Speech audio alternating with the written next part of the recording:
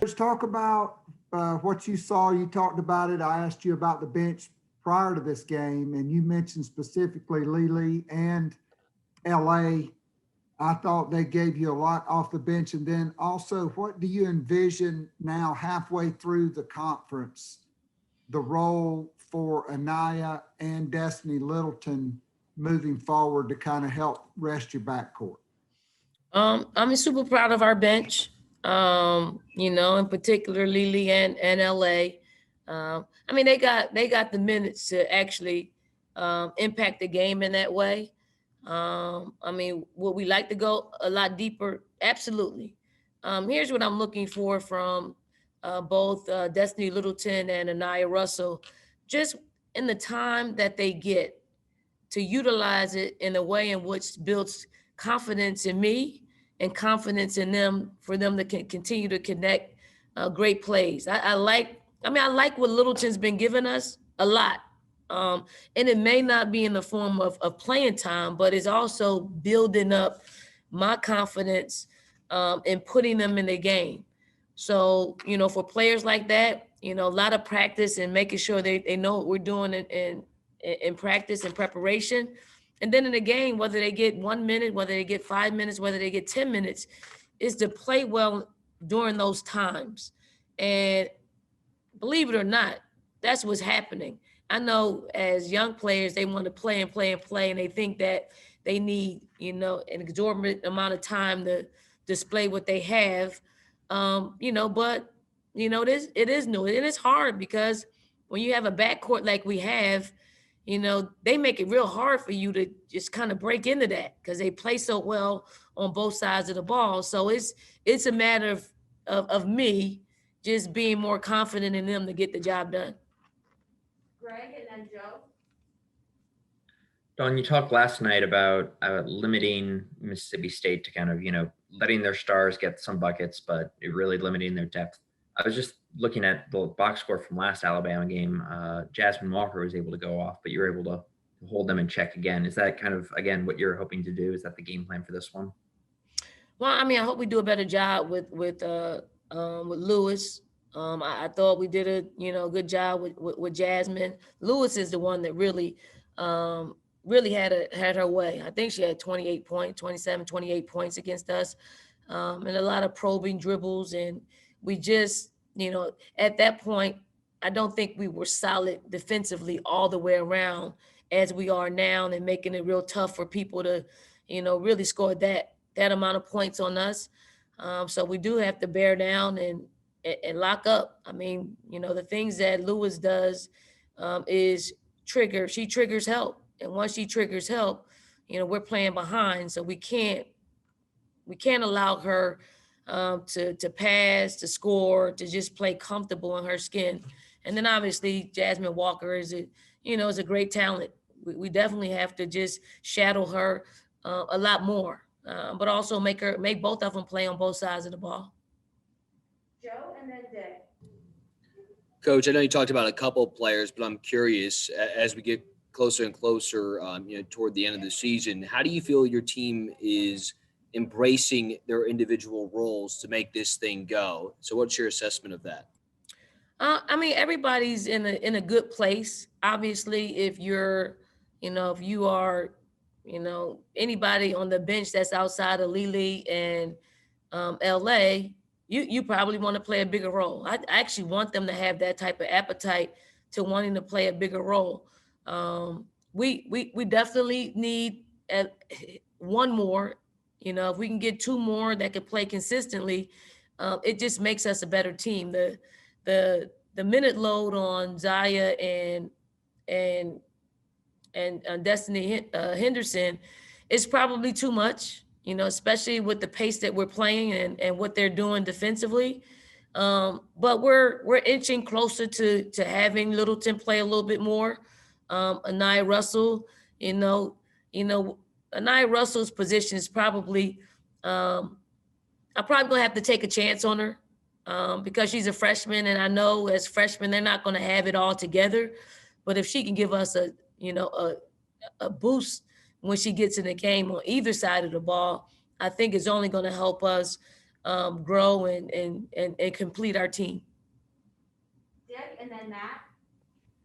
Dawn, can you talk about, as a coach, having the luxury, you've got 6, maybe 7 players that could be your leading scorer in a game, and not having the pressure on one player to have to carry the team every game?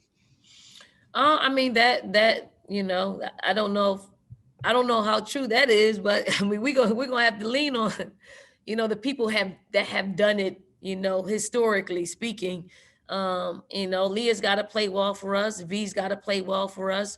I mean, I think honestly, our starting 5 has to play well. When they play well, I think everybody else falls in place. We're able to, not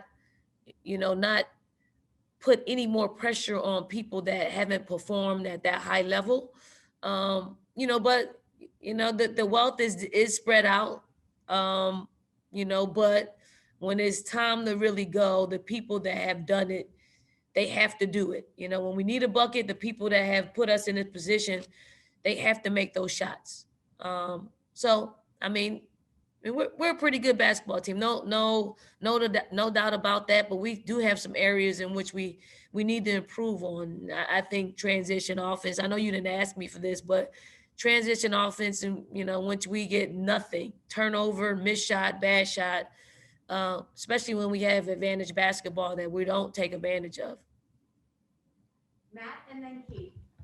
Coach, it was an exciting day of women's basketball yesterday, and you've always preached at how good the SEC is. And you look at a team like Arkansas, who's towards the bottom of the standings in the conference, but they've also beaten 2 top 10 teams this season. And it seems like teams that the standings are constantly changing each and every week. Just how good is the conference this year, and how deep is the SEC this year in particular?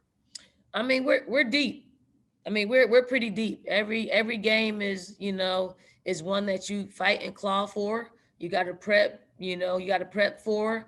And for UConn to play a team like Arkansas, it almost flips it in that if you don't play Arkansas, once or twice a year, their style of play can be really hard to prep for, number one, because you can't simulate it a whole lot.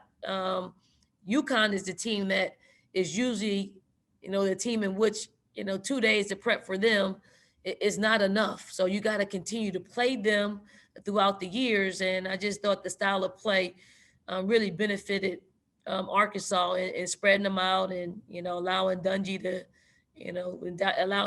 just to do her thing. If you haven't played them and you know how to squeeze the floor a little bit on her, they make your night really tough. And UConn had it. I mean, they were in the game as well, but UConn's not in very many games like that. But I do think style of play has something to do with it. And last question to Keith.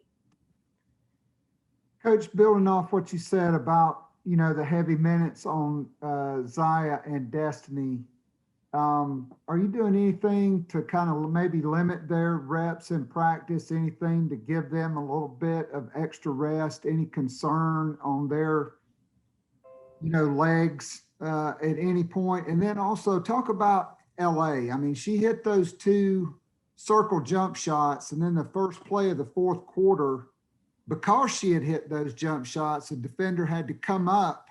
She beat her player off the dribble and dropped an absolute beautiful dime to Lily for the layup to start the quarter. Talk about her and just how she continues to add more things to her game, because we've seen the shooting, but not the passing like that. Mm-hmm. I mean, Destiny Henderson and Ziya Cook, are we, I mean, we probably have to load them up a little bit more, because if they're going to have to play those minutes, they have to build towards playing that. So, saving their legs for the game, it's not something that we've done. I mean, today was probably a day in which we came in here, got a couple of things done, and was more like an active recovery. So it wasn't our normal prep day, probably because of the minutes that they're playing.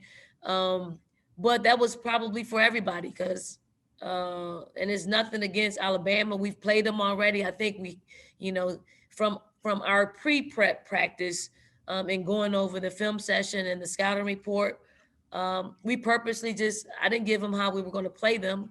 I wanted to hear what they remembered, and they were spot on. So, that tells me we can go a little bit lighter on the floor. So what we had on the practice card isn't what we ended up doing, because they were prepped ahead of time. And then LA, LA is building. It's building. She needed a game like this in which she can, gain her confidence back, and I know it will continue to grow. And when I say she has the most upside, I mean it's not just in scoring. I mean she can rebound and push the ball down the floor. She can thread the needle. She can shoot the three. She just has to get more time being efficient with those things, and that takes time. Basketball is a funny sport in that the more you pour into it, the more is going to come out of it. And she needs the experience to pour into basketball, and she'll get that eventually.